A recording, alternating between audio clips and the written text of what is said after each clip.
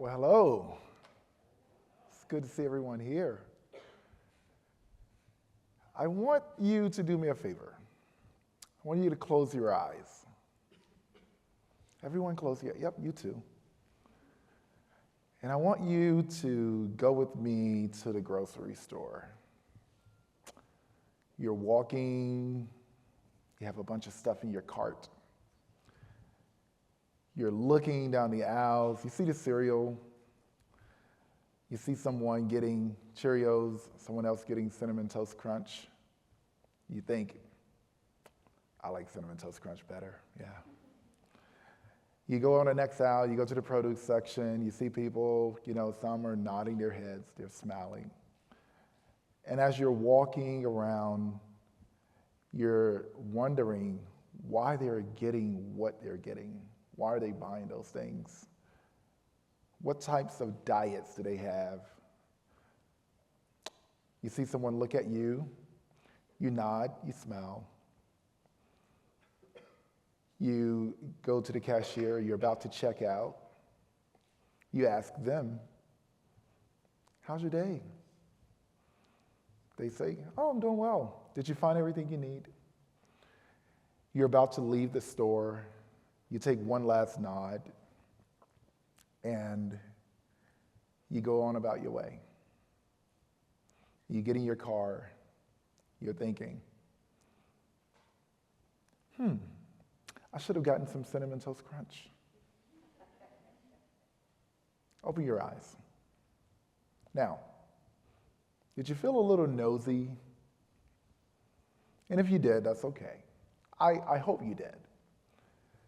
Because what you just saw was your community, a microcosm of your community, of our community, in action. There were people there to nourish their bodies. There were people there to buy things, and they were there to, what they're buying is also really interesting. It kind of tells you maybe their lifestyle a little bit. And, you don't think about these things, but the grocery store is really a mixed bag of all the things that our community can be made up of. And you're nosy, and you don't really realize it. And you may think that being nosy is a little awkward or invasive. But what if nosy was also you just simply caring about someone? I want to talk about the common denominator about what happens in the grocery store, beyond just buying stuff. We're nurturing our bodies. We're getting things to eat when we're at home. We're going to buy something. You're buying something for someone that you may feed. Food. This common denominator of nourishment. I want you to keep that in your mind. But first, I got to tell you a little story, about this girl I know. Her name is Zoili. Zoili is my wife. We met as college students right here in Durham, and she's the most impeccable person I've ever met because she actually is from Zimbabwe in the southern region of Africa. I didn't know her story until she told me years later after we met. But the reason why she's so impeccable is because she's so resilient. And food was something that kept her alive. When she was a little girl, she was actually taken away from her family. She was kidnapped during the Civil War from Rhodesia to Zimbabwe. And she slept on a cement floor in a village miles away from her home. Her mother thought that she was dead. The only thing that kept her alive was the natural resources that the earth provided, food. I actually grew up a little poor myself. This little handsome guy right here. But I didn't know it. I didn't know that I was poor because my community took on a shared responsibility to make sure that I lived out my promise. You might wonder where I'm going with this. My point is, we are actionable as a community all the time. So as you're thinking about it, I have a question for you. What if community was an action word? What if you actually recognize and acknowledge the natural social assets that you already have? I grew up poor and didn't know it because of my community taking action in and around me, the environment in which I grew up. My mom was a teacher, and I wanted to be just like my mom. I wanted to be a teacher as well, a music teacher to be exact. And so that is what I did. I became a music teacher right here in Durham. I didn't know how hard the profession was. I just knew in the 4th grade I wanted to be a teacher, and I eventually became a teacher. And as a teacher, I could see a glimpse into the future through the eyes of my students. And I could bring my parents in and I could say, listen, this is what's going on with this young man. This is what's going on with this young girl. And I could give them assignments to take action to make sure the environment for these kids were great right here in Durham. But life takes turns, and later on in life, my wife and I opened a restaurant, which you heard a bit earlier. We opened Zweli's Kitchen.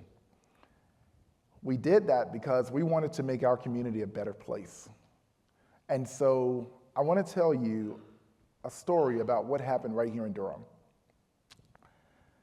As about a year into the business, after opening Zweli's Kitchen, which was the first Zimbabwean restaurant in the United States, we started looking at coming here to Duke, so we opened Zweli's Cafe. But something interesting happened when we first opened Zweli's Kitchen.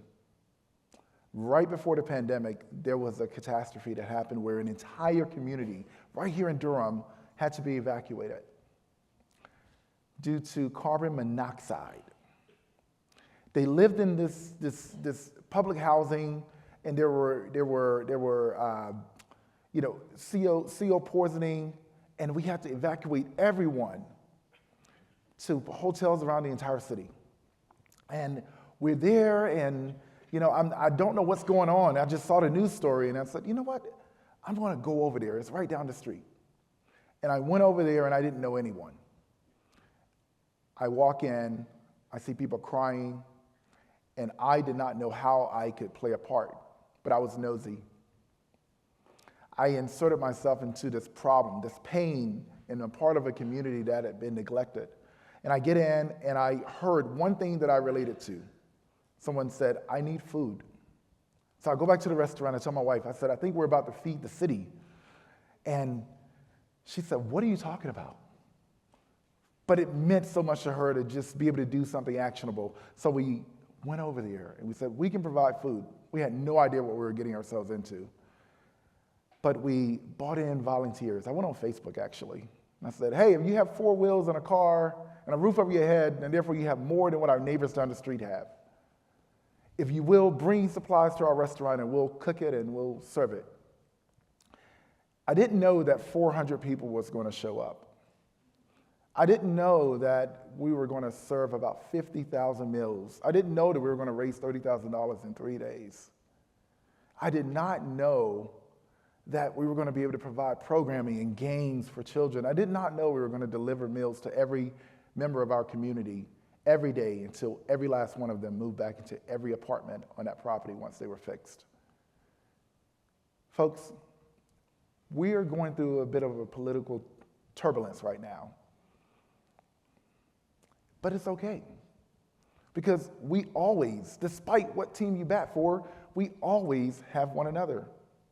And it's the simple things. You can be nosy, and you can find your way and find your lane in that. So after we did that, I realized that it is easier to care for one another than to tear each other apart. And there are 3 things that I want to just leave with you. Be nosy, be nice, and be patient. The reason why I tell you about those things is because we can easily get torn into the separation of our fabric as a community. But if we look at community as an action, we all know our role, we all know how to play it. So, people came together, We closed our restaurant to place volunteers in there and to place supplies, and we brought everyone together. This was community in action. So some of you all know me, yes, as the restaurateur, the music teacher. But yes, I'm the mayor of this city, and I think Durham is dope. I think this is the greatest place on earth. I really do. And some people say, well, why do you think that? Well, Durham is the number 6 best run city out of 30,000 cities and towns in America. And we just was rated the number 1 city for millennials to live in. And we have some of the largest companies in the world here, but yet we still have pain. We still have homelessness. We still have, housing costs that are out of control. We still have violence like any other city. Ages 14 to 24, young offenders that are shooting, that have guns, access to guns. Housing costs, the average home cost is $425,000 in Durham right now. And we are crunching the housing supply. We're now at 317,000 people in the city. Homelessness has risen by 30%. But I'll tell you this, those issues are solvable if we look inward rather than outward or upward.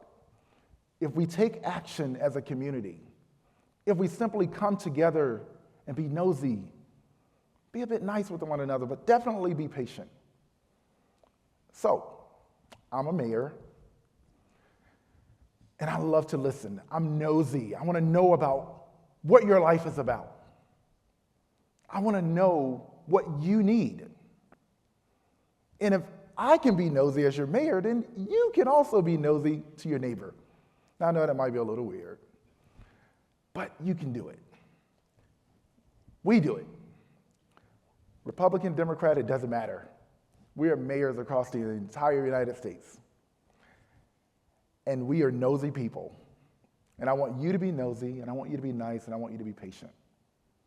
So as I close, I want to tell you about a real story, true story, as Kevin Hart says. True story. I'm in the grocery store, and I'm shopping.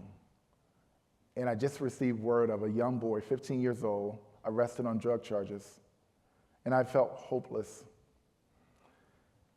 But yet, I felt also no one cared. But yet, someone came up to me and said, Mr. Mayor, you don't know me, but I know you. And I appreciate what you're doing.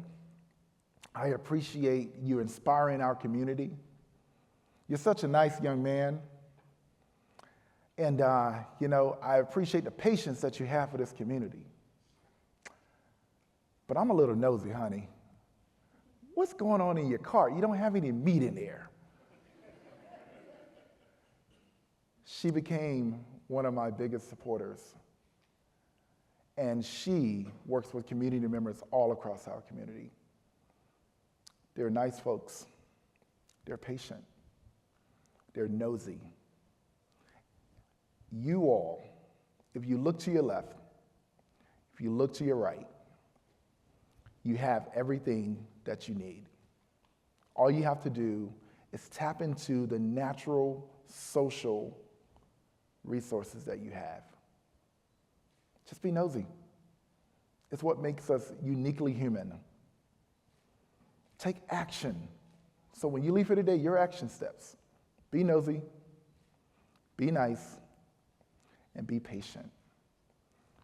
We are a community, and we are a community in action. Don't worry about the turbulence. Don't look up. Don't look out. Look within, and live your life with purpose. Thank you.